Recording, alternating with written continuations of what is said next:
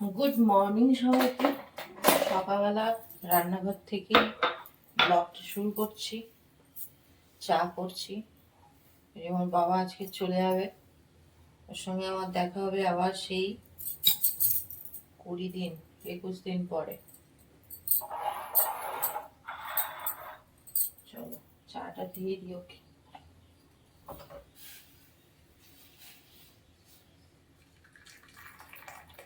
রিমো এখন খাবে হচ্ছে একটু চা আর তার সঙ্গে একটু মুসলি।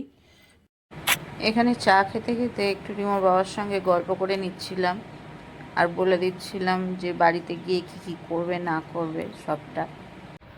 তোমাদের তো আগেই বলেছি রিমোর বাবা আজকে চলে যাবে, তো কি রান্না হবে না হবে বাজার করতেই গেছিল, আর আমি এদিকে স্নান টান করে পুজো করছিলাম। হঠাৎ করে ফোন করে বললো যে চলো আজকে রান্না বান্না করতে হবে না, হরিদ্বার ঘুরে আসি। তো আমার কাছে না তখন সবে আমি ঠাকুরের মাথায় জল ঢালছি, মানে এটা একদম মন ছুঁয়ে গেল। শ্রাবণ মাসে হরিদ্বারের গঙ্গাতে স্নান করতে পারবো, এটা মানে অনেক অনেক অনেক অনেক ভাল লেগেছে ব্যাপারটা। তো এখান থেকে আইএসবিটি যাব, তো ওখান থেকে বাসে করে তারপরে হরিদ্বার যাব।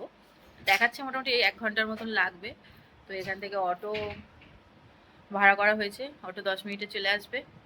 ওখানে যাব, গিয়ে তারপরে চলো দেখতে থাকো। আশা করছি ব্লগটা দেখতে ভালো লাগবে তোমাদের।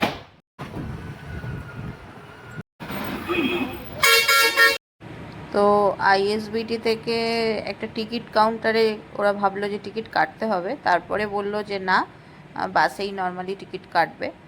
তো এখান থেকে আমাদের হরিদ্বার যেতে বাসে নিয়েছে 120 টাকা করে পার পারসন। পুরো একদম আইএসবিটি থেকে উঠেছি আর একদম হরিদ্বারে গিয়ে নেমেছি। আর রাস্তায় মানে ভিউটা এত সুন্দর ছিল যে কি বলবো। দূরের পাহাড়টা দেখতে পাচ্ছ তোমরা, যে পাহাড়টা রিমোট রুম থেকেও অনেকটা দূরে দেখা যায়। আর তারপর আমরা যখন ট্রেনে আসছিলাম, যে জঙ্গল টাইপের একটা জায়গার মধ্যে দিয়ে এসছিলাম, আমার মনে হয় এটাও সেই জঙ্গল, কারণ সেই রকম টাইপেরই লাগছে। সত্যি বলতে শ্রাবণ মাসে বাবার মাথায় জল ঢালার জন্য কত মানুষ যে এদিকে যাচ্ছে কি বলবো। আর সেই জায়গায় আমিও যাচ্ছি এরকম কোনো প্ল্যানিং ছাড়া, কোনো কিছু ছাড়া। এটা আমার কাছে যে কি ভালো লেগেছে গো, তোমাদের কি বলবো। তারপরে তো আমরা হরিদ্বারে নেমে গেছি, আর ওখানে একটা ব্রিজ ক্রস করতে হয়, তো সেই ব্রিজে উঠছিলাম। সেখান থেকেও মানে ভিউটা তোমরা শুধু জাস্ট দেখো, পাহাড় নদী সব মিলিয়ে কি ভালো যে লাগছে। আর রিমোর বাবা আর রিমো আগে আগে যাচ্ছে। তো আমরা আসল জায়গায় চলেই এসেছি। দেখো এখানে এসে মনটা জাস্ট ভরে গেছে।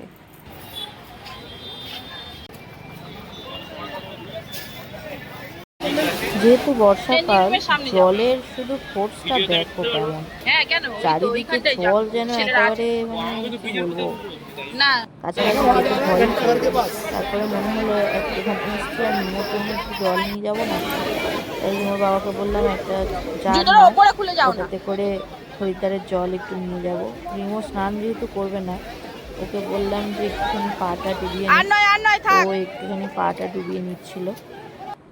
এরপর আমি ঘাটে নেমে গেলাম আর রিমোর বাবাকে বললাম ওই ফুল তারপরে প্রদীপ এগুলো বিক্রি হচ্ছিল, ওই একটা নিয়ে এসো।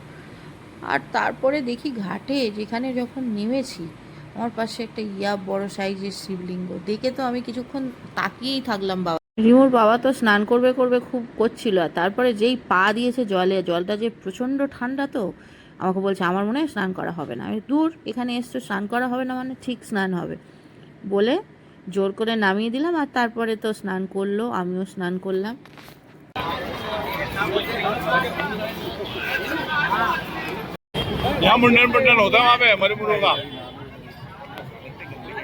স্নান করে উঠে তারপরে বাবাকে এত কাছ থেকে পেয়ে বাবার কাছেই পুজো করে নিলাম একটুখানি।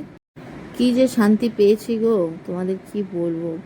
আর এতটা আনএক্সপেক্টেড ছিল আমার কাছে ব্যাপারটা, এরকমভাবে যে শ্রাবণ মাসে আমি হরিদ্বারে স্নান করতে পারবো সত্যি ভাবতে পারিনি। এই জন্যই বলে জানো তো, আমরা যতটা না চাই তার থেকে অনেক বেশি কিছু ভগবান আমাদের জন্য ভেবে রাখে।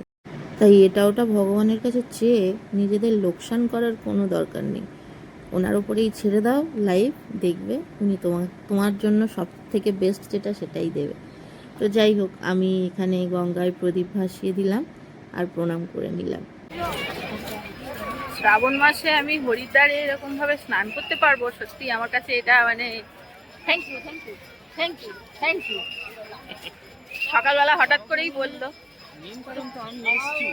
তা ঠিক।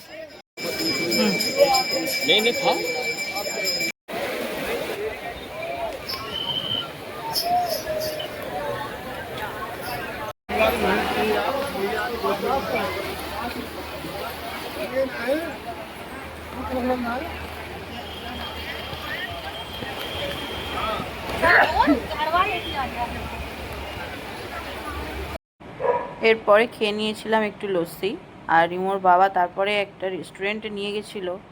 কচুরিগুলো দেখে আর লোভ সামলানো গেল না। খাওয়া দাওয়া কমপ্লিট করে এবারে আবার আমরা বাস স্ট্যান্ডের দিকেই যাচ্ছি, কারণ আমরা বাসে করে আবার দেরাদুনে ব্যাক করব। এখানের বাঁকগুলো না একটু অন্যরকম, দেখো সবাই যে বাঁকগুলো নিয়ে নিয়ে আসছে সেগুলো একটু সাজানো গোছানো অন্য রকমের একদম, আর তাই এখানে সেই রকম বাঁকই বিক্রি হচ্ছিল। আর এরপরে খুব বৃষ্টি এসে গেছিলো, তাই একটু দাঁড়িয়েছিলাম, আর তারপরে বাস ধরে আর এই সব দৃশ্যগুলো দেখতে দেখতে আমরা রুমে চলে এসেছিলাম, এসে একটু রেস্ট করছিলাম। রিমো আর ওর বাবা একটুখানি বাজারের দিকে গেল। রিমোর বাবা আজকে চলে যাবে, আমার যেন মনটা কিরম হচ্ছে। আর ওই দূরে দেখো কিরম বানরগুলো, ওই দেখো ওই দেখো ওই দেখো গাড়ির সামনে দিয়ে কেমন যাচ্ছে দেখো। এখানে খুব উৎপাত বানরের। কি খবর? হ্যাঁ, চলে যাবে? হ্যাঁ, খাই দাই হয়ে গেছে, রেস্ট করছে। 9টা কত 45 ট্রেন, ভাল লাগে। তাহলে কি গো, tata, bye bye bye bye, অনেকদিন পরে দেখা হবে। শান্তি করে থেকে নাও, পিয়ালি ডিস্টার্ব করে, কদিন একটু আরাম করে নাও।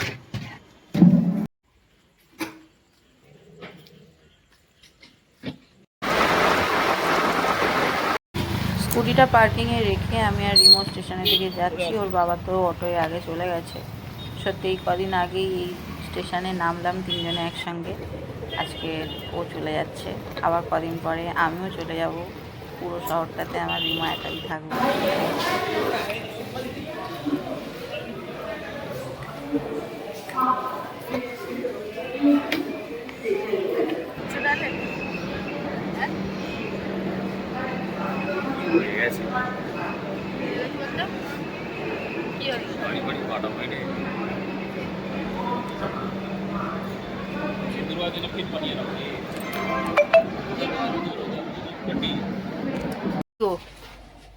ভয় লাগছে?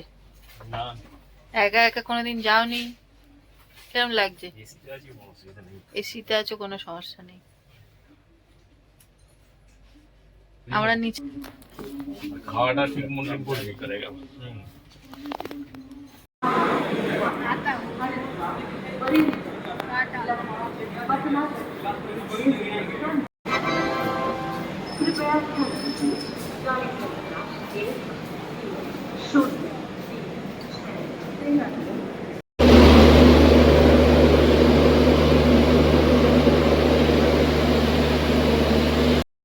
নটা 45-এ ট্রেন ছাড়ার কথা ছিল, বাট ছাড়লো তোমার 10টার মতন ওরকম টাইমে, 10টার দিকে ছাড়লো না। তো ওকে টাটা করে আমরা আবার ব্যাক টু রুমে এসে দুজনে খেয়ে দিয়ে নিলাম। তো চলো আজকে ব্লগটা এখানেই এন্ড করি, পরের ব্লগে দেখা।